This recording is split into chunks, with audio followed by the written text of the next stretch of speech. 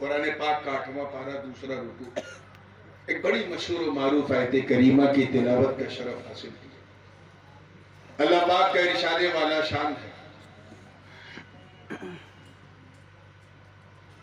کہ وہ مردہ تھا، پھر ہم نے اسے زندہ کیا۔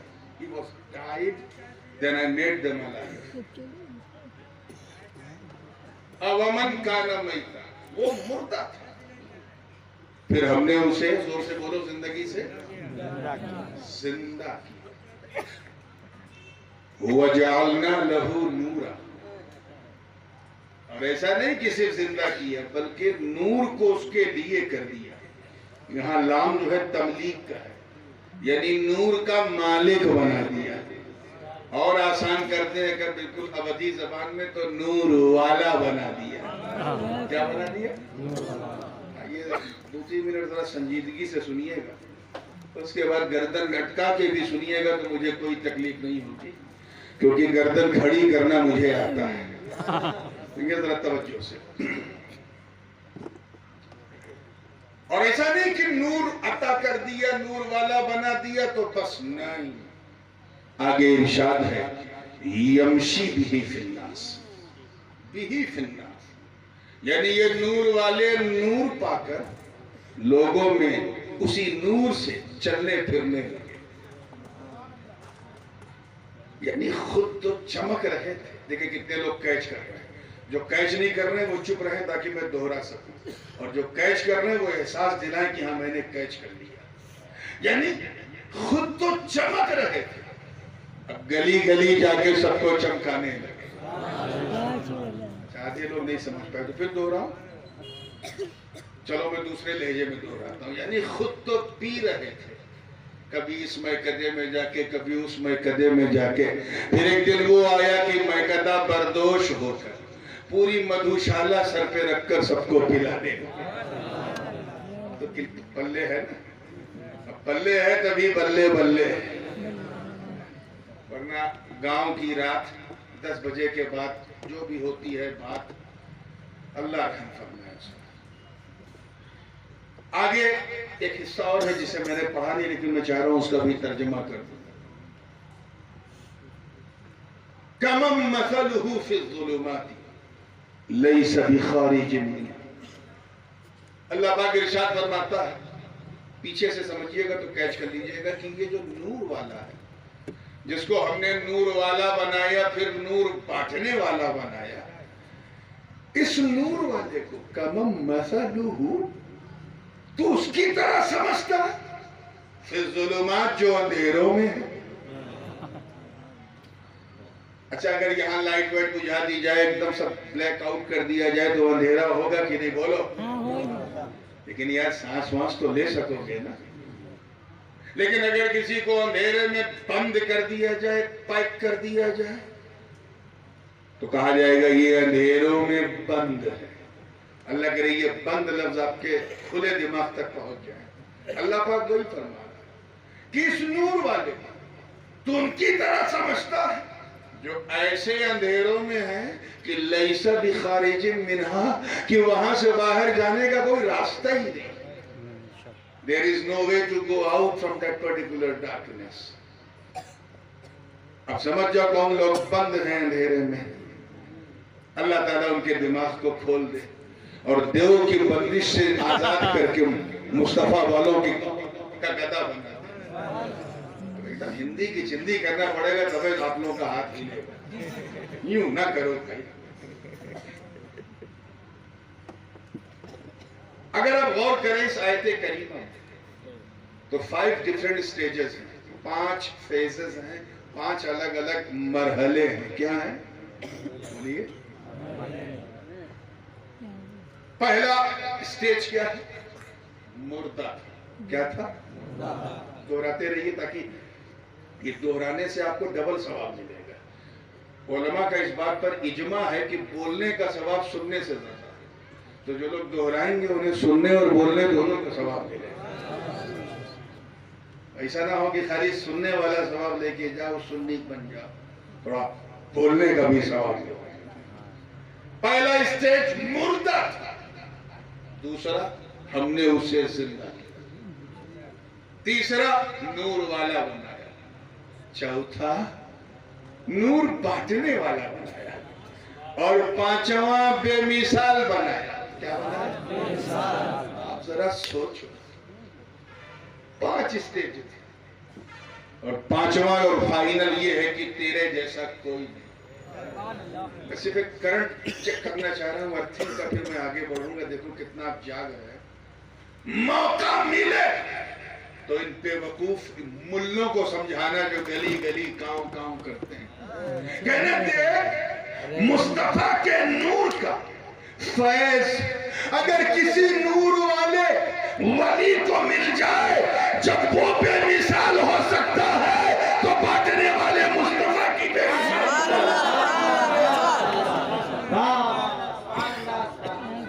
اسے میں نے ایک ارتھنگ دیا تھا چیک کرنے کے لیے آپ کو، پھر میں وہیں آ رہا ہوں۔ 5 اسٹیجز۔ اچھا ایک بات بتائیے، پہلے آئیے زندہ مردہ پہ بات ہوتی ہے۔ ہمارے کچھوچا شریف میں جنازے کی چرپائی پہ جو لیٹا رہتا ہے اسے مردہ کہتے ہیں، اور جو لوگ کاندھا دے کے جاتے ہیں انہیں زندہ کہتے ہیں۔ یہاں موراوا میں کیا سسٹم ہے؟ سیم ہے؟ موہن لال گنج میں، لکھنؤ میں، پورے اودھ میں سیم، پورے انڈیا میں سیم، پوری دنیا میں سیم۔ کیا جو لیٹا ہے وہ، اور جو اٹھا کے لے جا رہا ہے کاندھے پہ تلقین کرتا ہوا وہ زندہ ہے۔ کیا اس آیت میں بھی زندگی موت کا یہی مطلب ہے کہ جس کی سانس نہیں چل رہی وہ مردہ، جس کی چل رہی وہ زندہ؟ یہی مطلب ہے؟ اور اگر نہیں ہے تو پھر حقیقت کیا ہے؟ یہ حقیقت سمجھ میں آ جائے تو شان اولیاء سمجھ میں آ جائے۔ حقیقت کیا ہے؟ تو آؤ میں تمہیں بتاؤں۔ حضور کی عمر پاک 40 سال کی ہو چکی تھی صلی اللہ علیہ وسلم۔ جبل ابی قبیس کی وادی گواہ ہے، فاران کی چوٹی پہ نبی کھڑے اور سامنے ابو جہل، ابو لہب، اتبار، شیبہ، امیہ بن خلف جیسے آتنکوادی سامنے۔ حضور نے فرمایا what do you say, what do you think about me؟ میرے بارے میں تم کیا سوچتے ہو؟ بخاری و مسلم کی متفق علیہ حدیث، مشکات میں کی۔ کیا خیال ہے تمہارا؟ سب نے کہا ہے عبداللہ کے بیٹے تم سے اچھا انسان تو پورے مکے میں کوئی نہیں۔ مشرکوں نے کہا، کس نے کہا؟ مشرکوں نے کہا۔ حضور نے فرمایا کیا میں کبھی مجھ سے کبھی تم نے جھوٹ سنا؟ حاشا کلّا، آج تک نہیں سنا۔ اگر میں تمہیں کچھ کہوں تو یقین کرو گے؟ سب نے کہا ہم آپ کو صادق الامین کہتے ہیں۔ آپ پر یقین نہیں کریں گے تو کس پر یقین کریں گے؟ سرکار نے کہا اچھا کیا میں کسی کو دھوکہ دے سکتا ہوں؟ سارے مشرکوں نے کہا کہ ہم اپنا مال آپ کے پاس رکھتے ہیں، آپ پہ یقین ہے، وشواس ہے، بی بی کے پاس نہیں رکھتے کہ کہیں اپنے میکے میں پاس نہ کرتے۔ آپ پر اتنا بھروسہ، آپ پہ بھروسہ نہیں کریں گے تو کس پہ کریں گے؟ بالکل چارج تھے سرکار نے ایک سوال اور کیا، یہ بتاؤ جس پہاڑ پہ میں کھڑا ہوں اگر میں تم سے کہوں کہ میرے پیچھے ایک لشکر، ایک فوج مکے کی طرف پیش قدمی کر رہی ہے، اگر میں کہوں تو مانو گے؟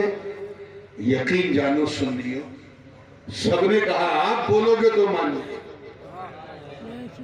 سورج پسچم سے نکل سکتا ہے مگر آمینہ کا لال جھوٹ نہیں بول سکتا۔ سوچے کتنا اطمینان ہوا ہوگا حضور کو کہ میں جو بھی کہوں گا میری قوم مجھے جھٹلائے گی نہیں۔ کتنا ہوا ہوگا کہ نہیں؟ ابو جہل کہہ رہا ہے، ابو لہب، اتبا، شیبہ، امیہ بن خلف وغیرہ وغیرہ کفار قریش کی سورماؤں کی ٹیم کہہ رہی ہے۔ موقع بھی تھا، ماحول بھی تھا، میرے سچے نبی نے اپنے سچے خدا کا سچا پیغام اپنی قوم کو دے دیا، اور آقا نے فرمایا جب تم مجھے سچا سمجھتے ہو تو ایک سچی بات سن لو۔ ایھا الناس قولوا لا الہ الا اللہ اے لوگوں کہہ دو اللہ کے سوا کوئی عبادت کے لائق نہیں، کوئی پوجا کے یوگی نہیں، اللہ کے سوا کہہ دو کامیاب ہو جاؤ۔ موراوا والو، وہ قوم جو نبی کی عدالت کی قسمیں کھاتی تھی، نبی کی صداقت کے ترانے پڑھتی تھی، جو نبی کو صادق الامین کہتی تھی، آپ کی امانت پر رقص کرتی تھی، وہی قوم میرے مصطفیٰ کو جھٹلانے لگی۔ سب نے کہنا شروع کر دیا ہے عبداللہ کے بیٹے، ماد اللہ ابھی تک تو تم نے جھوٹ نہیں بولا مگر اب بول رہے ہو۔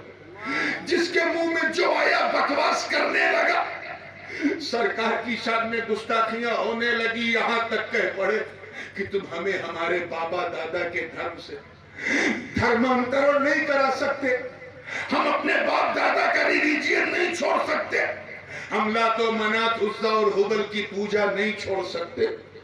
حضور نے جب قرآن کی آیتیں سنائی تو کہا یہ تو کسی کوی کی کویتا معلوم ہوتی ہے معاذ اللہ۔ جب حضور نے چمتکار دکھایا تو کہا یہ تو کسی جادوگر کی جادوگری ہے۔ جب میرے سرکار نے بھوش کی باتیں بتانا شروع کی تو کہا یہ کسی جوتشی کی جوتش ودیا ہے، کسی کاہن کی کہانت ہے۔ سرکار کو مجنون تک کہہ ڈالا ان ظالموں نے، پاگل تک معاذ اللہ بنا دیا۔ میرے آقا کا دل بالکل کبیدہ خاطر، ایک دم قلب یاسین ٹوٹا ہوا، من ہی من میں سوچ رہے کہ اے اللہ یہ تو اس قوم کا حال ہے جہاں تیرا محبوب پیدا ہوا، ابھی تو اسلام کو آفاق و انفس میں پھیلنا، ابھی میرا قدم استقامت ڈگمگا نہ جائے۔ سرکار نے اصرار بڑھا دیا، اصرار سمجھے نہیں میں سچ ہوں، اصرار بڑھا دیا، کافروں نے انکار بڑھا دیا۔ اسی اصرار اور انکار کے بیچ توجہ چاہیے، جملہ ضائع نہ ہو، بلبل سدرہ جبریل امین نے اپنا نشے من چھوڑا اور بارگاہ رسالت میں حاضر ہوئے، عرض کیا حضور آپ روئیں مت، اللہ نے فیصلہ سنا دیا، میں آیت لے کے آیا ہوں، انکا لا تسمع الموتى، رب نے فرما دیا کہ یہ مردے ہیں، مردے یہ آپ کی نہیں سنیں۔ چلتے پھرتے ابو جہل کو قرآن نے مردہ کہا، کھاتے پیتے ابو لہب کو قرآن نے زور سے بولو، اونٹ کی پیٹھ پہ بیٹھا ہے شیبہ، مارکیٹ میں جا رہا ہے قرآن کہہ رہا ہے یہ مردہ، سوکے اوقاس میں گھوم رہا ہے آتبا قرآن کہہ رہا ہے یہ مردہ، اور ادھر 3 دن کا بھوکا پیاسا شہید، ادھر وادی احد گواہ نبی کے سگے چچا جان سید الشہداء امیر حمزہ رضی اللہ تعالیٰ عنہ تیر سینے پہ لگ چکا، جس میں امیر حمزہ زمین پہ گر چکا، روح قفص عنصری سے پرواز کر چکی، دانتوں سے ان کا کلیجہ چبایا جا چکا، برگ و ثمر نے سمجھا کہ مردہ ہے، شمس و قمر نے سمجھا کہ مردہ ہے، خشک و تر نے سمجھا کہ مردہ ہے، بحر و بر نے سمجھا کہ مردہ ہے، سارے بشر نے سمجھا کہ مردہ ہے، مگر اس سے پہلے توجہ رہے، اس سے پہلے کہ کوئی انہیں مردہ کہتا، توجہ کہتا قرآن نے ڈانٹ کے کہا شٹ اپ لا تقولوا لمن يقتل في سبيل الله اموات بل احياء ولكن لا تشعرون، اللہ کی راہ میں جو قتل ہو جائے انہیں مردہ نہ کہو بلکہ وہ زندہ، اس طرح سبحان اللہ کہو جس طرح کسی شہید کی چھاؤں میں بیٹھ کے کوئی یہ فلسفہ شہادت سنتا ہے، یہ بھی زندہ۔ آپ ذرا خیال کریں، تخت پہ بیٹھا یزید مٹن چکن کھا رہا، قرآن کہہ رہا ہے یہ مردہ، اور کربلا میں 3 دن کا بھوکا پیاسا شہید خاک اور خون کے بیچ میں لیٹا ہے، قرآن کہہ رہا ہے یہ زندہ ہے۔ ہم تو سمجھتے تھے کہ جس کی روح نکل جائے وہ مردہ، جس کی نہ نکلے وہ زندہ، اور یہاں قرآن کی روشنی میں تو معاملہ الگ ہے، کھاتا پیتا یزید مردہ، بھوکے پیاسے شہید زندہ، یا اللہ معاملہ کیا؟ راز کیا ہے؟ جاننا چاہتے ہیں؟ پوری ایمانداری سے جاننا چاہتے ہو تو سنو، میں اسی خیال میں الجھا رہنمائی کا سن زندگی اور موت کا تعلق، زندگی اور موت کا تعلق ملک الموت کے آنے جانے سے نہیں ہے، بلکہ راز یہ ہے کہ نبی کی وفاداری کا نام زندگی ہے اور نبی کی غداری کا نام موت۔ نعرہ تکبیر، نعرہ رسالت، نعرہ رسالت، حضور سید نورانی میاں شاہ صاحب قبلہ، نعرہ تکبیر، نعرہ رسالت۔ نبی کی وفاداری کا نام زور سے بولو، بولو منہ سے، ایسا نہیں کہ 1 بجے کے بعد بولنا جائز نہیں۔ نبی کی وفاداری کا نام زندگی ہے، کیا ہے؟ غداری کا نام موت ہے۔ اگلا جملہ ذرا دل تھام کے سننا، یہی وجہ، جو چاہوں گا، یہی وجہ ہے کہ نبی کی شان کی گئی غداری میں یزید کو جینے نہیں دیا اور مصطفیٰ کی وفاداری نے حسین کو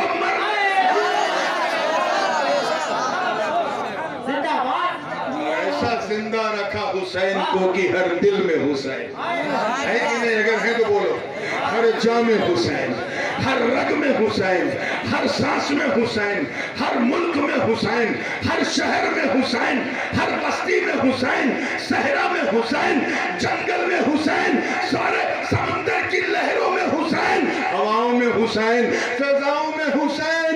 صرف سنیوں کے نعروں میں نہیں، بلکہ حقیقت یہ ہے کہ بستی بستی میں حسین، قریہ قریہ میں حسین، سبحان اللہ، ہر طرف حسین۔